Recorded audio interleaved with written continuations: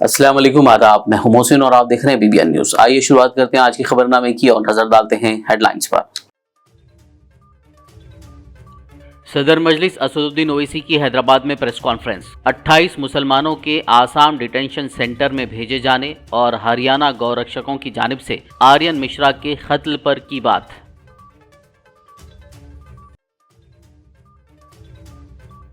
तेलंगाना के जिले आसिफाबाद के जैनूर टाउन में फिरकावाराना तशद्दुद। कबायली अफराद ने मुसलमानों की इमलाक को बनाया निशाना, मस्जिद में की तोड़फोड़। कबायली खातून के साथ मुबैना ज़्यादती व कातिलाना हमले के खिलाफ कबायली अफराद का मुजाहरा। सदर मजलिस असदुद्दीन ओवैसी ने तेलंगाना के DGP से की बात। जैनूर फिरकावाराना तशद्दुद वाक़े में मुलव्विस अफराद को जल्द से जल्द गिरफ्तार करने का किया मुतालबा।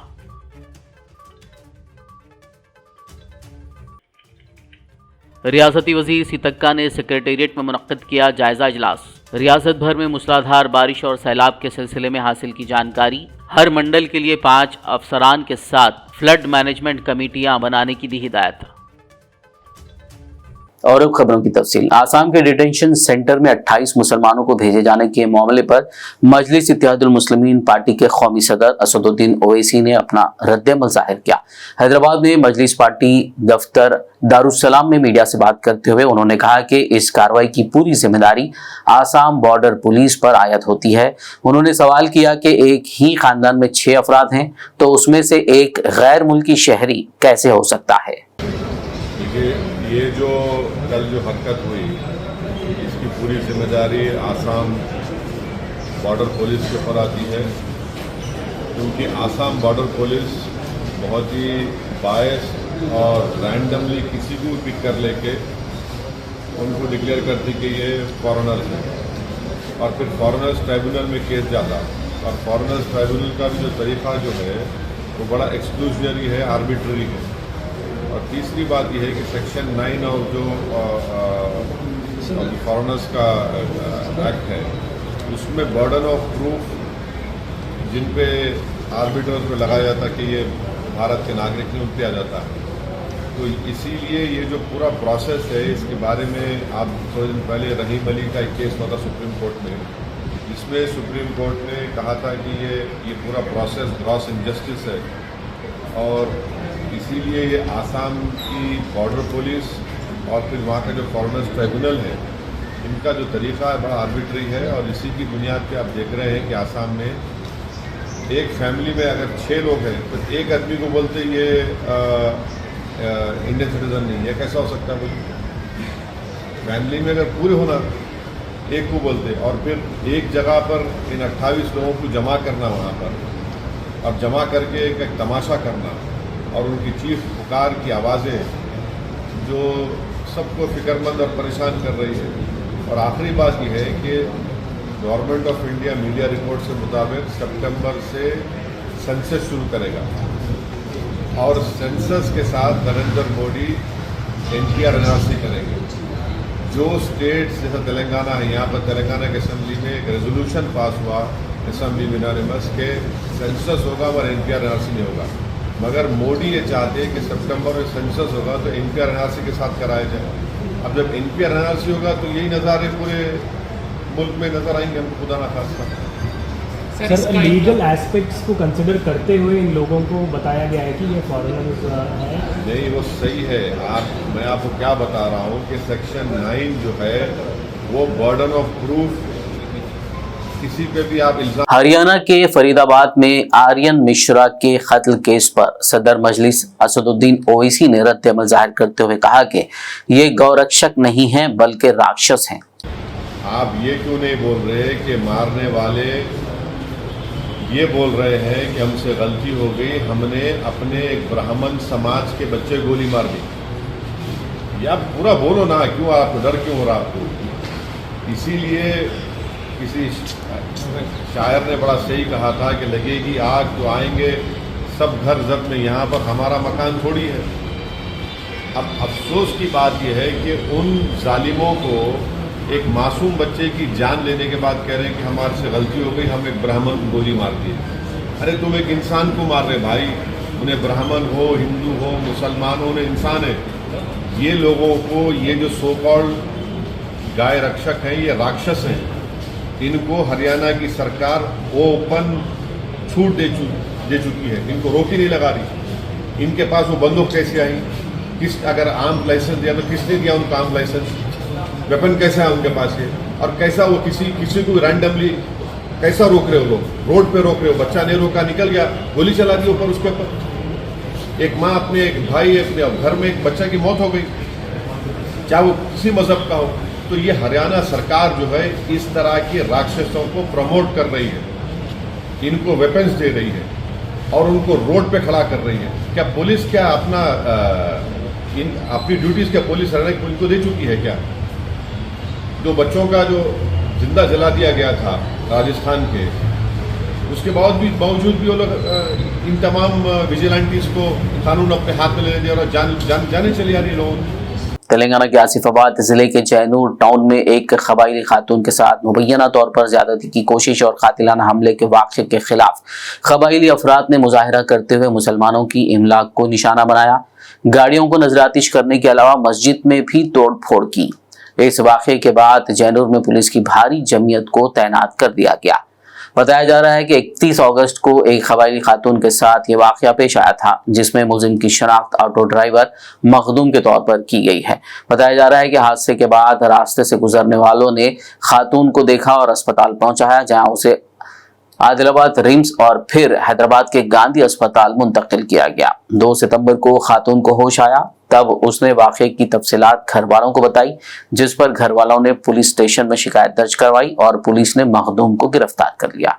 इस वाक़े का इल्म होने पर कबायली अफराद ने 3 सितंबर को जैनूर टाउन बंद मनाया था और हमले में मुलविस शख्स को फांसी देने का मुतालबा करते हुए एहतजाज किया था। लेकिन आज दूसरे दिन 4 सितंबर को कबायली अफराद के ग्रुप ने इस वाक़े के खिलाफ जैनूर टाउन में मुसलमानों की जायदादों को निशाना बनाया, गाड़ियों को जलाया गया और मस्जिद में तोड़फोड़ की गई, जिससे फिरकावाराना तशद्दुद के हालात बन गए। इस वाक़े की इत्तला के साथ ही पुलिस की भारी नफरी तैनात कर दी गई।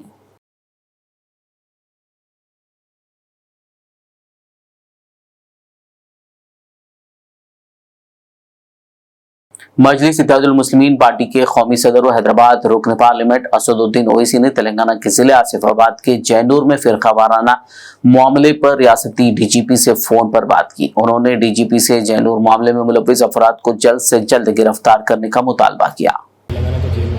मैं डीजीपी साहब तेलंगाना डीजीपी से बात किया हूँ और कल जैनूर में एक लेडी के ऊपर कुछ हमला हुआ, मोलेस्टेशन हुआ।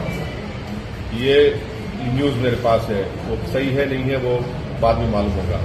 तो ये भी मालूम हुआ कि एक ऑटो ड्राइवर को अरेस्ट भी करे, जेल को भी जाके। आज जो मेरे पास न्यूज़ है कि एक मस्जिद के ऊपर वहाँ पर कुछ कोशिश की गई। मैं वीडियोस देख रहा हूँ, अगर सच है नहीं है मुझे नहीं मालूम, मगर डीजीपी ने मुझसे एश्योर किया है कि वो मॉनिटर कर रहे हैं, एडिशनल फोर्सेस भी जा रहे हैं। हम अमन की अपील कर रहे हैं, हम तेलंगाना की सरकार से अपील कर रहे हैं कि किसी को भी कानून अपने हाथ में लेने की इजाजत नहीं देनी चाहिए और जो भी वायलेंस में इंडल्ज कर रहा है उनको पूरों को पकड़ने की जरूरत है। ऐसा नहीं हो सकता कि जो चाहे किसी के दिल में आ जाए और मैं हरकत कर लूं, मैं किसी के घर पे जाके मोटरसाइकिल को डैमेज करूं या घर को डैमेज करूं या किसी की वो जला दूं। मैं कानून की सुप्रीमेसी होनी चाहिए, रूल ऑफ लॉ की सुप्रीमेसी होनी चाहिए। ऐसा नहीं हो सकता कि कोई मॉब आए और जो चाहे मनमानी कर ले। तो मुझे उम्मीद है कि डीजीपी मुझे एश्योर किया है और हम उम्मीद करते हैं कि वहाँ के एसपी जो आसिफाबाद के एसपी है वो फौरन हालात को नॉर्मलाइज करेंगे और जो कोई भी इस वायलेंस में इन्वॉल्व है उनको पूरों को इमीडिएटली अरेस्ट करके उनको जेल को भिजाया जाएगा। और बीआरएस कायद व तेलंगाना माइनॉरिटी फाइनेंस कॉरपोरेशन के साबिक चेयरमैन इम्तियाज इसहाक ने जैनूर वाक़े के दौरान मस्जिद पर हमले की मजम्मत की और कहा कि कांग्रेस की हुकूमत रियासत में लॉ एंड ऑर्डर को कंट्रोल करने में नाकाम हो चुकी है। उन्होंने वज़ीर आला से इस्तीफा देने का मुतालबा किया। आसिफाबाद डिस्ट्रिक्ट में जैनूर में फसाद शुरू हुआ है। तेलंगाना हुकूमत, कांग्रेस हुकूमत जब से बनी है, ये 9 महीने में जो है कई ज़िलों में जो है फसाद शुरू हो रहे हैं। अभी जो जैनूर में जो हादसा हुआ है, हम मानते हैं अगर कोई लड़का कोई गलती करता है तो उसको पनिशमेंट दिया जाए, कानूनी तौर पे जो पनिशमेंट देना है दे, हम उसके लिए रुकावट नहीं है। लेकिन उस लड़के के गलती की आड़ में पूरे सारे लोगों को जो है घरां जलाना, दुकानें जलाना और ख़ासकर जो है जामे मस्जिद में जाके जो है वहाँ के जो है किताबों को फेंक ना करना बिल्कुल बहुत गलत बात है। ये मैं ये कहना चाहता हूँ कि पुलिस वहाँ पे देखे तमाशाई बनी हुई है। क्यों तमाशाई बनी हुई है, क्यों कंट्रोल नहीं कर रही है पुलिस, समझ में नहीं आ रहा। क्या ये हुकूमत की तरफ से इशारा है पुलिस को कि आप जहाँ भी ऐसे फसादात होते हैं आप देख के खामोश बैठे? आखिर क्या वजह है जो पुलिस जो है हर जगह हर हादसे में जो है ऐसी जगह ठहर के जो है बिल्कुल तमाशाई बन के जो है पुलिस देख रही है, क्यों कंट्रोल नहीं कर रही है? अगर वाक़या देखिए अब आने वाला दौर जो है गणेश उत्सव का दौर आने वाला है, अगर हम यहाँ कंट्रोल नहीं करेंगे पूरे सारे तेलंगाना में फैलेगा ये बहुत ही गलत बात है। ये अगर कोई आदमी अगर गलती करता है तो उसको कानूनी तौर पे जो सज़ा मिलना है, जो पनिशमेंट देना है दें, हम उसके लिए कभी इनकार नहीं करेंगे। लेकिन उस गलती की आड़ में सारे मुसलमानों को गलत ठहराना, पूरे दुकानें जलाना, पूरे लोगों को जो है घरों में घुस के मारना, प्रॉपर्टी गाड़ियाँ नुकसानदेह है, कई चीज़ें आप देख रहे हैं। पुलिस वाले देख के तमाशाई बने हुए हैं। मैं हुक्म रियासती वज़ीर पंचायत राज सीतक्का ने जिला आसिफाबाद के चैनूर में एक ऑटो ड्राइवर की जानिब से मुबैना हमले में शदीद जख्मी खातून से गांधी अस्पताल में मुलाकात की। इस मौके पर रियासती वज़ीर ने मुतासिरा खातून से बात करते हुए हादसे के बारे में दरियाफ्त किया और मुलजिम के खिलाफ कानूनी कार्रवाई और मुमकिन मदद का तयक़ुन दिया। उन्होंने इलाज के सिलसिले में डॉक्टरों से जानकारी हासिल की और बेहतर इलाज की हिदायत दी। ఆసిఫాబాద్ జిల్లాలోని జైనూర్ దగ్గర ఒక ఆటో డ్రైవర్ మరి ఆదివాసీ మహిళ అయినటువంటి మిశ్రం నీలాబాయి ఆమెను కొట్టి అపస్మారక స్థితిలోకి తీసుకెళ్లి మరి ఆమె మీద ఉన్నటువంటి బంగారు వస్తువులు కూడా గుంజుకున్నట్టుగా ఇప్పుడు ఇక్కడికి రావడంతో మాకు తెలిసింది. వారి కొడుకు, వారి భర్త, మరి వాళ్ళ బంధువులు మేమందరి సమక్షంలో అమ్మను నీలాబాయి గారిని పరామర్శించి వారి యొక్క ఆరోగ్య స్థితిగతులు తెలుసుకొని ఫర్దర్గా ఇంకా మంచి ట్రీట్మెంట్ జరగాలని కోరుకోవడం జరుగుతుంది. జైనూరులో ఉన్నటువంటి మన ఆదివాసీ యువత అంతా కూడా సంయమనంతో ఉండాలి, వాస్తవాలను బయటకు తీసుకొస్తాం. అమ్మ మాత్రం ఇప్పటివరకు ఆమె మీద గాయాలు కొట్టిందని చెప్పింది. రేపు కానీ ఇతర అనేది వాళ్ళ కొడుకు ముందటనే వాళ్ళ కొడుకే మరి మన గోండి భాషలో, పేతూరు భాషలో అడిగితే అలాంటిది ఏం జరగలేదని 8 మందిలో మాకు చెప్పింది. అయినా కూడా ఎస్పీ గారితో మాట్లాడి అట్లాంటి డౌట్స్ ఉంటే ఖచ్చితంగా డాక్టర్స్కి ఇక్కడికి గాంధీ హాస్పిటల్ డాక్టర్స్కు వాళ్ళు కనుక ఈ డౌట్ను క్లియర్ చేయమని చెప్పకపోతే అది కూడా మనం టెస్ట్ చేసి నిజంగా ఆమె మీద అత్యాచారం జరిగి ఉంటే ఇంకా కఠినమైనటువంటి శిక్షలు తప్పకుండా ఆ వ్యక్తులకు పడుతుంది.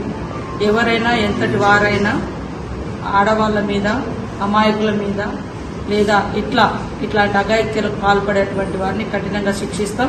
ఇప్పటికే మరి ఆమెను కొట్టినటువంటి దుర్మార్గుని కేసు పెట్టి జైల్లో పంపడం జరిగింది.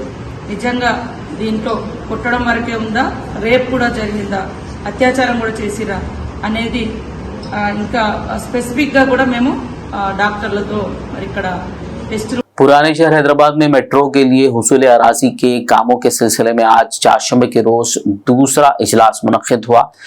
गुलजार फंक्शन हॉल में मुनक्किदा इस इजलास में प्रॉपर्टी ओनर्स ने अपने तहफ़्फ़ुज़ात डिप्टी कलेक्टर व लैंड एक्विजिशन ऑफिसर बराए HMRL स्वर्णलता के सामने पेश किए।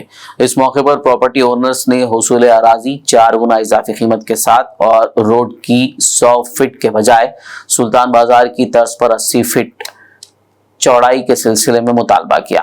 इस मौके पर प्रॉपर्टी ओनर्स ने वीवीएन के नुमाइंदे से बात करते हुए मेट्रो ट्रेन के लिए हुसूल अराजी के तरीक़ेकार पर एतराज़ जाहिर किया और हुसूल अराजी के लिए उनकी जानिब से पेश किए जा रहे मुतालबात कबूल करने की अपील की। डेवलपमेंट के लिए कुर्बानी देना पड़ता है। नहीं क्या डेवलपमेंट है मेट्रो से? अभी सवाल था मेरा। मेट्रो से डेवलपमेंट होता है रोड पे आ जा रहे हैं। तो ले लिया भाई, तो ले लिया, पूरी गाइड है मेरे को, कोई टेंशन नहीं। आप ले लो अपना, ले लो आप सवाल करो, मैं जवाब। हर चीज़ को बड़ा करके करो, ऐसा सवाल उठाते जाओ। ये पूरे ऑब्जेक्शन है लोगों के, मैक्सिमम लोगों के ऑब्जेक्शन है जो मेट्रो नहीं चाहते बोल रहे हैं। और मैं मैडम से सवाल करा जो कंसल्ट अथॉरिटी है यहाँ पे, उन्हें जवाब देने को तैयार नहीं है। उन्होंने बोला लिख के दो, मैं लिख के देता हूँ, लिख के जो देता हूँ आपकी अथॉरिटी के लिए जाता हूँ। मैं ये चाह रहा हूँ कि हमारा ऑब्जेक्शन जो भी है, जो कंसर्न अथॉरिटी है, हमारे सवालों के जवाब दे और वो मीडिया में आए। वो मीडिया से क्यों छुप रहे, मीडिया में क्यों आना नहीं चाह रहे? मीडिया में आओ साहब, बताओ मेट्रो से आप फायदा है बोल रहे, मैं बोल रहा हूँ नहीं है। ऊपर की खूबसूरती नहीं चाहिए मेरे को, ग्राउंड खूबसूरती चाहिए मेरे को। ग्राउंड पे लोगों को बेरोजगार करके, लोगों को बेघर करके ऊपर की खूबसूरती। कितने डब्बे चलते हैं? 3 डब्बे, 4 डब्बे। एक अगर आप लोगों की पॉलिटिकली कुछ अगर है प्रॉब्लम तो उनसे के साथ करो साहब। आप चैलेंज करें मजलिस वालों को, क्या बोलते हैं, मैं ओल्ड सिटी को डेवलपमेंट करना, 4 महीना की रोड खोलो, पहले 4 महीना का इतना खूबसूरती लाओ, गार्डनिंग करो। मेट्रो अगर किसी वजूहत से मेट्रो लाना भी है, they should fulfil our whole demands, complete demands, then we will see. भैया एडवांटेज भी है और डिसएडवांटेज भी है। एडवांटेज ये है कि ओल्ड सिटी डेवलपमेंट होने का एक एडवांटेज है। डिसएडवांटेज क्या है, जितना प्रॉपर्टी जाने वाला है उसका सही वैल्यू अगर दिए तो वो ठीक है, अगर नहीं तो वो डिसएडवांटेज ही है। वैल्यू के लिए आप लोग डिसएडवांटेज देते रहे। हाँ तो भैया जितने लोगों का मतलब जिस सब लोगों का घर है और प्रॉपर्टी जितना भी जा रहा है उसके लिए सही वैल्यू मिलना चाहिए। जो बिजनेस है, बिजनेस का सब लॉस होता है ना भैया। आप लोग का रेसिडेंट किधर है मैम? जो हमारा 23-1-551 अलीजा कोटला। आपका क्या डिमांड है मैडम, क्या डिमांड है? भैया सही वैल्यू चाहिए भैया। अप्रॉक्सीमेट बोले तो अभी जितना भी वैल्यू है उसका 5 to 6 टाइम्स ज्यादा आना चाहिए। रियासती वजीर सीतक्का ने आज सेक्रेटेरिएट में पंचायत राज, देही तरक्की और देही इलाकों में पानी की फरहामी के महकमों के अहदेदारों के साथ आला सतही जायजा इजलास मुनक्किद किया। इस मौके पर उन्होंने टेलीकॉन्फ्रेंस के जरिए जिला अहदेदारों से तफसीलात हासिल की। इस दौरान रियासत भर में मूसलाधार बारिश और सैलाब के पेश नजर हर मंडल के लिए 5 अफसरान के साथ फ्लड मैनेजमेंट कमेटियां बनाने की हिदायत दी। ఆల్ శాఖల నుంచి కూడా టెలికాన్ఫరెన్స్లు, వీడియో కాన్ఫరెన్స్లు, ఫోనింగ్ ఇవన్నీ కూడా మనం ఎప్పటికప్పుడు చేసుకోవడం జరిగింది. సో ఇప్పటి వరకు మరి తెగిపోయినటువంటి రోడ్ల సంఖ్య కానీ, అదే విధంగా కిలోమీటర్లు కానీ, బ్రిడ్జిలు కానీ ఇవన్నీ కూడా డాటా తీసుకురావడం జరిగింది. తక్షణ పునరుద్ధరణ కోసం కూడా కొంత మరి సీఎం గారు 2 రోజుల పర్యటనతోటి నిధులు కూడా ఇవ్వడం జరిగింది. ఇంకా ఆ సూర్యాపేట కానీ, నల్గొండ కానీ, భద్రాద్రి కొత్తగూడెం కానీ, మహబూబాద్ కానీ వీటికి అఫీషియల్ గా 5 కోట్లు ప్రకటించారు. బట్ ఇంకా కాకుండా కూడా గ్రామీణ స్థాయిలో చాలా చోట్ల డ్యామేజ్ అయింది కాబట్టి వాటిని దృష్టిలో పెట్టుకొని మీరు కరెక్ట్ గా అంచనా, సరైనటువంటి అంచనా తోటి పైకి పంపండి. సరైన అంచనా కూడా రావాలంటే ఖచ్చితంగా మరి మీరు పర్యటన చేయాలి గ్రామీణ మిగతా అధికారులతోటి, అక్కడ ఉన్నటువంటి ఇతర అధికారులతోటి, ఇతర శాఖలతోటి కూడా మన పంచాయత్ రాజ్, రోడ్స్, అదే విధంగా మిషన్ భగీరథ అధికారులు ఒక సమన్వయంతో మరి హెల్త్ డిపార్ట్మెంట్ కావచ్చు, పోలీస్ డిపార్ట్మెంట్ కావచ్చు, ఇంకా ఇతరత్ర అక్కడ మీకు అక్కడ డిప్లాయ్ చేసినటువంటి ఇతర అధికారులు కూడా ఉంటారు, వాళ్ళతోటి కోఆర్డినేషన్ చేసుకోవాలి. ఇప్పుడు వర్షాలు అనేది రాష్ట్ర వ్యాప్తంగా మొదలైంది. దాంతో పాటు ఇళ్లలో కూడా పెద్ద ఎత్తున बुरुदल वस्तुन्नाई। शदीद बारिश और आफात के हालात में आवाम को मोहतात रहने की जरूरत है। ये बात वजीर ट्रांसपोर्ट पूनम प्रभाकर ने एक वीडियो पैगाम के जरिए कही है। उन्होंने अपने वीडियो पैगाम में कहा कि वजीर आला रेवंत रेड्डी, काबीना वज़रा, MLAs और MLCs, MPs की क़ियादत में राहत और बहाली के काम अंजाम दिए जा रहे हैं। उन्होंने कहा कि सियासत करने वाले सियासत करते हैं, लेकिन कुदरती आफत को रोकने की ताकत किसी के पास नहीं है। ऐसे हालात में हम सबको मिलकर आवाम की बहबूद के लिए काम करने की जरूरत है। ప్రకృతి విలయతాండం చేస్తూ ఉన్నప్పుడు మనమే జాగ్రత్త తీసుకోవాలి. నేను అందరికీ విజ్ఞప్తి చేస్తూ ఉన్నా, దయచేసి వర్షాలు పడి ఎక్కువగా విపరీతమైన వర్షాలు పడే సందర్భంలో అన్ని రకాల జాగ్రత్తలు తీసుకోండి. ప్రభుత్వం తరఫున రేవంత్ రెడ్డి గారి నాయకత్వంలో క్యాబినెట్, శాసనసభ్యులు, పార్టీ మొత్తంగా ఈ యొక్క రీహాబిలిటేషన్, వాళ్ళకు సంబంధించిన పునరావాస కార్యక్రమంలో నిమగ్నమై ఉంది. రాజకీయాలు చేసేవాళ్ళు రాజకీయాలు చేస్తూ ఉంటారు, కానీ ప్రజలకు అండగా ఉండే బాధ్యత గల ప్రభుత్వంగా మేము అన్ని రకాల కార్యక్రమాలు చేస్తూ ఉన్నాం. ప్రకృతి విపత్తును ఆపగలిగే శక్తి ఎవరికీ లేదు. దాని నుంచి మనం ఏ విధంగా నివారించుకోవాలి, ఏ విధంగా దాని నుండి జాగ్రత్త పడాలి అనేటువంటి అంశాలన్నీ ప్రభుత్వం తరఫున చెప్తా ఉన్నాం. నష్టానికి సంబంధించి ఏ విధంగా పూడ్చుకోవాలో ప్రయత్నం చేస్తా ఉన్నాం. కేంద్రాన్ని కూడా సహకారం అడుగుతా ఉన్నాం. మనం కూడా మన బాధ్యతగా మన కార్యక్రమాలు నిర్వహించుకునే ప్రయత్నం చేద్దాం. మీరు కూడా ఏదైనా ఎక్కడైనా ఇమీడియట్గా విపత్తు వస్తే అధికారులందరికీ రాష్ట్ర వ్యాప్తంగా ఆదేశాలు ఇచ్చాం. ఎక్కడి వాళ్ళు అక్కడ స్థానికంగా ఉండి ప్రజలకు అందుబాటులో ఉండాలని మా పార్టీ నాయకత్వాన్ని కూడా కోరినాం. మేము కూడా तेलंगाना के जिले मुलुक के मेडारम ताड़वाई जंगलाती इलाके में शदीद आंधी की वजह से बड़ी तादाद में दरख्त उखड़ गए। तकरीबन 500 एकड़ के इलाके में बड़े दरख्त उखड़ने की इत्तलात हैं। महकमे जंगलात के हुकाम के मुताबिक तकरीबन 50,000 से ज्यादा दरख्त जड़ों से उखड़ गए। इस बात की इत्तला पर रियासती वजीर सितक्का ने सेक्रेटेरिएट से PCCF और DFO से फोन पर बात की। उन्होंने दरख्तों के गिरने से मुतालिक तहकीकात का हुक्म दिया। रियासती वजीर ने मरकजी वज़रा किशन रेड्डी और बंडी संजय को गिरे हुए दरख्तों की बहाली के लिए खुसूसी इक़दामात पर जोर दिया और जंगलाती इलाके में दरख्त लगाने के लिए खुसूसी फंड्स की मंजूरी देने का मुतालबा किया। ములుగు నియోజకవర్గంలోని మరి తాడ్వాయి నుంచి మేడారం సమ్మక్క సార్లమ్మ వెళ్లే దారిలో 1,00,000 చెట్లు దాదాపుగా ఇప్పటి వరకు డ్రోన్ కెమెరా ద్వారా వచ్చిన అంచనా 500 ఎకరాలలో 78,000 చెట్లు ఆ గాలికి మొత్తం 31వ తారీఖు నాడు కురిసినటువంటి భారీ వర్షాలు మరొక రకమైనటువంటి సుడిగాలి రావడంతో 78,000 ఓన్లీ డ్రోన్ కెమెరా ద్వారా, కానీ చెట్టు నుంచి చెట్టు కౌంట్ చేస్తే అది లక్షలలో ఉండొచ్చు అనేది అనిపిస్తా ఉంది. దీన్ని మరి టొరండో అంటే ఒక రకమైనటువంటి సుడిగాలి వీచి ఇన్ని 100 ఎకరాల్లో చెట్లు మొత్తం కూడా నష్టపోవడం జరిగింది. మరి వెంటనే నేను గాని సంబంధిత లోకల్ కలెక్టర్ గారు, DFO, SP మేమంతా కూడా దాన్ని పరిశీలించి మొన్న ఇది ఎంత నష్టం జరిగిందో డ్రోన్ కెమెరాల ద్వారా తీయాలని ఆదేశించడంతో ఈ రోజు నిన్నటి నుంచి అవి బయటికి రావడం జరిగింది. ఈ రోజు PCCF గారు కూడా మరి ములుగు ప్రాంతాన్ని ఏదైతే తాడ్వాయి టు మేడారం మధ్య అటు తాడ్వాయి ఇటు మేడారం అటు షాపెల్లి ఇటు కొండపర్తి ఈ మధ్యలో ఉన్నటువంటి 500 ఎకరాలలో खबरनामे में फिलहाल लेंगे एक ब्रेक। मुलाकात होगी इस छोटे से ब्रेक के बाद।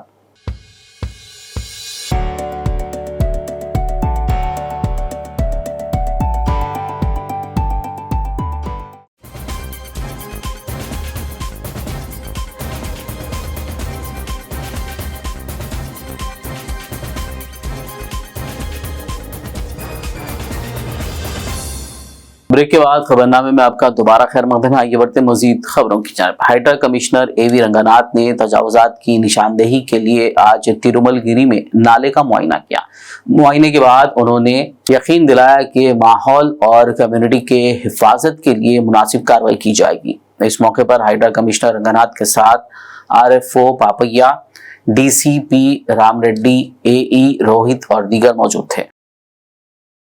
खम्मम सैलाब मुतासरीन की मदद के लिए भारतीय राष्ट्र समिति पार्टी आगे आई है।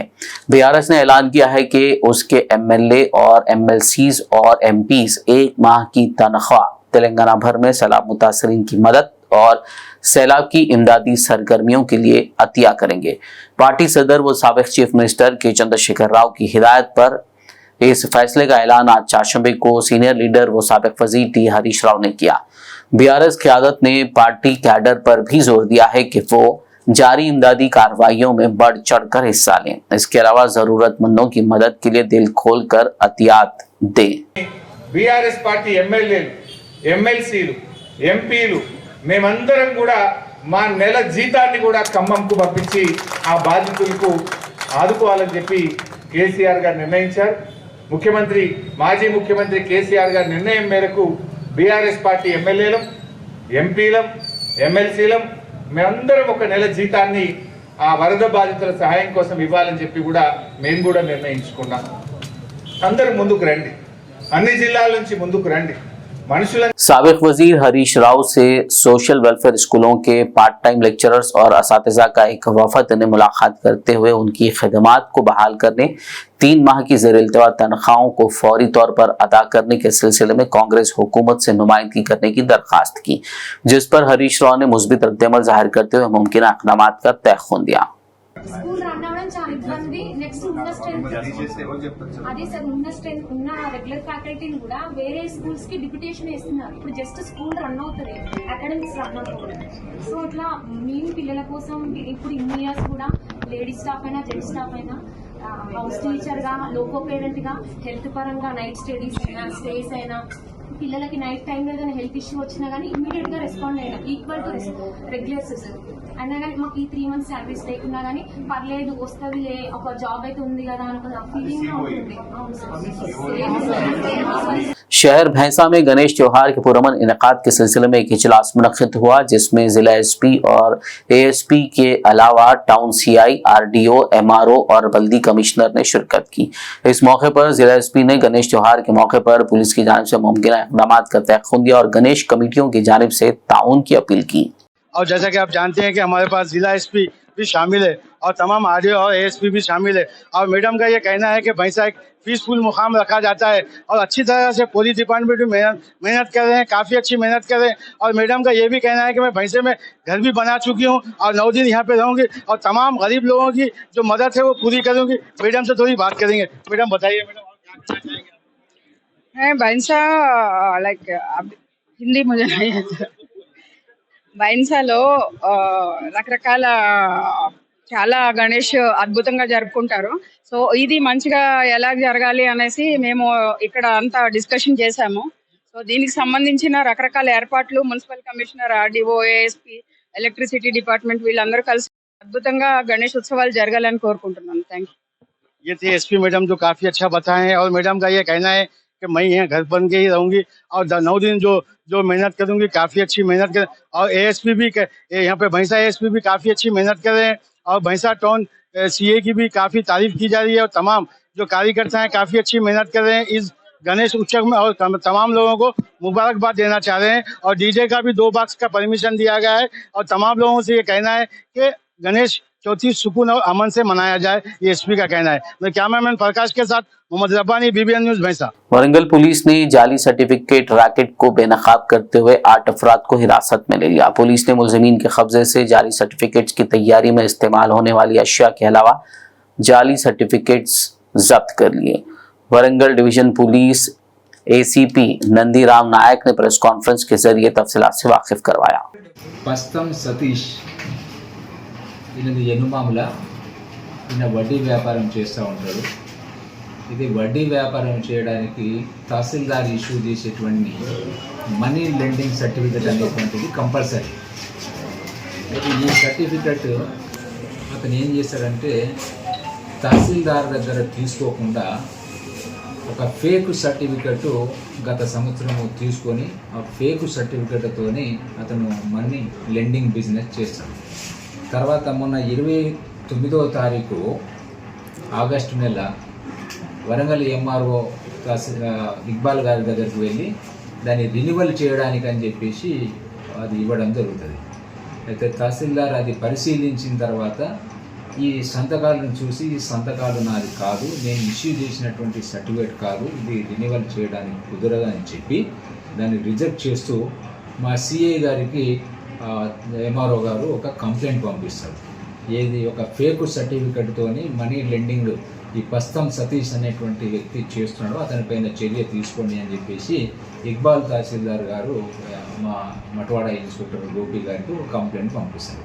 ఆ కంప్లైంట్ మీద మా ఇన్స్పెక్టర్ అండ్ మా ఎస్ఐ సాంబయ్య కేసు నమోదు చేసి దీన్ని చాలా థరోగా ఇన్వెస్టిగేషన్ చేయడం జరుగుతుంది.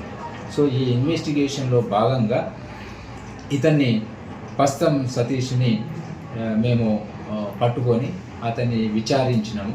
ఆ విచారణలో భాగంగా అతను చెప్పినటువంటి విషయం ఏంటంటే ఇతను ఒక చక్రపాణి జ్యువెలరీ దేశాయిపేట అతను ద్వారా ఎవరు ఈయన గోవిందుల సతీష్ అనేటువంటి కొత్తవాడకు చెందినటువంటి వ్యక్తికి అప్రోచ్ అయ్యి ఒక సర్టిఫికెట్ కావాలని చెప్పేసి అంటే ఈ గోవిందుల సతీష్ ఒక నకిలీ సర్టిఫికెటు తహసీల్దార్ గారికి సంబంధించినటువంటి సంతకాలు ఫోర్జరీ చేయడము, తర్వాత తహసీల్దార్కి సంబంధించినటువంటి రౌండ్ సీట్స్ స్టాంప్స్ అన్నీ కూడా ముద్రలు వేసి ఒక దొంగ సర్టిఫికెట్ త్రూ చక్రపాణి ద్వారా ఇతను తీసుకున్నట్టుగా మాకు సమాచారం వస్తుంది. సో దీన్ని కొంచెము డీటెయిల్డ్గా మేము ఎంక్వైరీ చేస్తే ఈ చక్రపాణి తర్వాత ఈ సతీష్ను మేము వీళ్ళని కూడా పట్టుకొని విచారిస్తే ఇతను ప్రస్తుతం సతీష్కే కాకుండా ఇంకా నలుగురికి మరి ఫ్యామిలీ సర్టిఫికెట్ కూడా ఫేక్ సర్టిఫికెట్ కూడా మరి ఫోర్జరీ ఎంఆర్ఓ గారి ఫోర్జరీ సంతకాలతో ఇష్యూ ఇచ్చినట్టుగా మా విచారణలో తెలుస్తుంది. ఎవరు ఖాజా మహమ్మద్ అజారుద్దీన్ మండి బజార్కు చెందినటువంటి వ్యక్తి కూడా ఒక ఫ్యామిలీ ఫేక్ సర్టిఫికేట్ తీసుకుంటారు. అదేవిధంగా సయ్యద్ సాబీర్ కాజీపేట్ ఇతను కూడా ఒక ఫ్యామిలీ ఫేక్ సర్టిఫికేట్ తీసుకుంటాడు.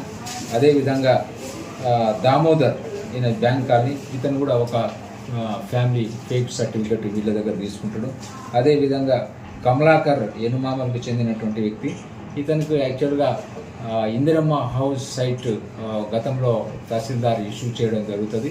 అయితే ఆ సర్టిఫికేట్ ఎక్కడో మిస్ అవుతుంది, పోగొట్టుకుంటాడు. సో సేమ్ సర్టిఫికేట్ కావాలి అని చెప్పేసి త్రూ ఈ చక్రపాణి ద్వారా మరి గోవింద్ర సతీష్ దగ్గరికి వెళ్తే మళ్ళీ సేమ్ గతంలో ఏదైతే తహసీల్దార్ ఇష్యూ చేసినటువంటి ఇందిరమ్మ హౌస్ సైట్ సర్టిఫికేట్ ఏదైతే ఉందో సేమ్ అదే మాదిరిగా शहर हैदराबाद के मुगलपुरा में वाक़ जामियातुल मोमिनात में जलसे तक़सीम असनाद बराए कैलीग्राफी का चारशंबे के रोज इजलास मुनक्किद हुआ, जिसमें deputy commissioner police south zone Hyderabad Sneha Mehra ने मेहमान खुसूसी के तौर पर शिरकत करते हुए खिताब किया। उन्होंने कैलीग्राफी के इम्तिहान में कामयाब तालिबात को असनाद अता किए। इस सिलसिले में मुफ्ती हाफिज मोहम्मद साबिर पाशा खादरी ने बात करते हुए तफसीलात से वाकिफ करवाया। जब तक थी सांस लड़े वो, जब तक थी फिर अपनी लाश बिछा दी, संगीत पे दर कर माथा। Commissioner of police south zone मोहतरमा स्नेहा मिश्रा साहिबा ने दौरा किया है और जामियातुल मोमिनात की कारकर्दगी से बहुत ही खुश होकर यहाँ से गई है और यहाँ के जो तालीमी मुज़ाहरा जो तालिबात ने जो पेश किया है, उन्होंने कहा है कि यकीनन जामियातुल मोमिनात जिस तरह दीनी तालीम से आरास्ता कर रहा है उसी तरह असरी तालीम से भी आरास्ता कर रहा है। मैंने यहाँ के जो तालिबात का जो मुज़ाहरा सुनी हूँ और यकीनन एक बच्ची तालीम याफ्ता होना, एक ख़ानदान तालीम याफ्ता होने के मानिंद है और यहाँ जो बच्चियाँ तालीम पा रही है वो बच्चियाँ अपने अपने इलाक़ों में जाकर अपनी जो तालीम है वो तालीम के ज़ेवर को आगे बढ़ाए। और दूसरी तरफ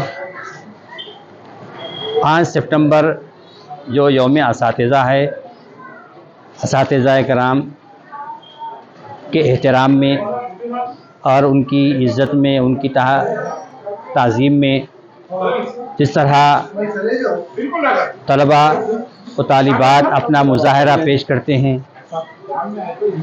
तो इस मुज़ाहरे में तालिबात यही जमात इस्लामी हिंद शाख वुमेन्स विंग की जानिब से मुल्कगीर सतह पर 1 सितंबर तक 30 सितंबर अखलाकी महासिन आज़ादी की ज़मीन उन्वान से मुहिम का आगाज किया गया है। इसी के हिस्से के तौर पर आज चारशंबे को पड़ोसी रियासत कर्नाटक के शहर बीदर में जमात इस्लामी हिंद वुमेन्स विंग शाख बीदर की जानिब से पत्रिका भवन बीदर में प्रेस कॉन्फ्रेंस मुनक्किद की गई। इस मौके पर खवातीन विंग की रियासती सेक्रेटरी शकीला खानम और उम्मे हबीबा ने बात करते हुए इस मुहिम पर रोशनी डाली और मुहिम के मकासद के बारे में तफसीलात से वाकिफ करवाया। आप सब जानते हैं कि इस्लाम एक आला अरफा हमागीर आफाकी दिन है। इस्लाम इंसानी ज़िंदगी के लिए उसूल और ज़वाबित फ्राहम करता है, हुदूद और क़ुयूद फ्राहम करता है ज़िंदगी जीने के लिए। इसके तहत अगर हम ज़िंदगी जीते हैं तो वो ज़िंदगी हमें दुनिया और आखिरत में कामयाबी अता करती है। ये जो अभी अखलाकी महासिन आज़ादी के ज़मीन हम एक मुहिम चला रहे हैं, इसको अगर हम समझना चाहें तो ये बात हम कहेंगे कि जब तक आज़ादी के तस्वुर के साथ अखलाक शामिल नहीं होता वो इंसान जिंदगी में कामयाबी की तरफ नहीं जाता। जब इंसान अखलाकी हुदूद को क्रॉस करता है, उसकी हद से बाहर चला जाता है, वो समाज हो, इंसान हो या माशिरा, तबाही की तरफ जाता है, उसकी बर्बादी वहां होती है।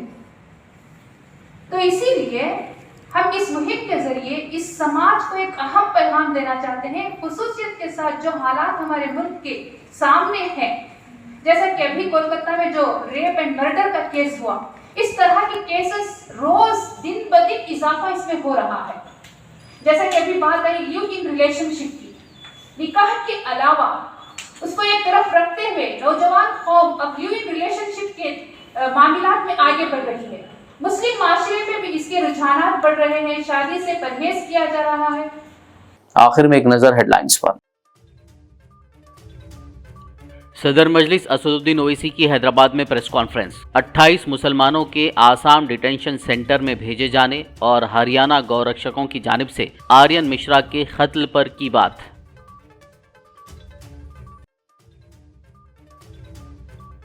तेलंगाना के जिले आसिफाबाद के जैनूर टाउन में फिरकावाराना तशद्दुद। कबाइली अफराद ने मुसलमानों की इमलाक को बनाया निशाना, मस्जिद में की तोड़फोड़। कबाइली खातून के साथ मुबैना ज़्यादती व कातिलाना हमले के खिलाफ कबाइली अफराद का मुजाहरा। सदर मजलिस असदुद्दीन ओवैसी ने तेलंगाना के DGP से की बात। जैनूर फिरकावाराना तशद्दुद वाक़े में मुलव्विस अफराद को जल्द से जल्द गिरफ्तार करने का किया मुतालबा।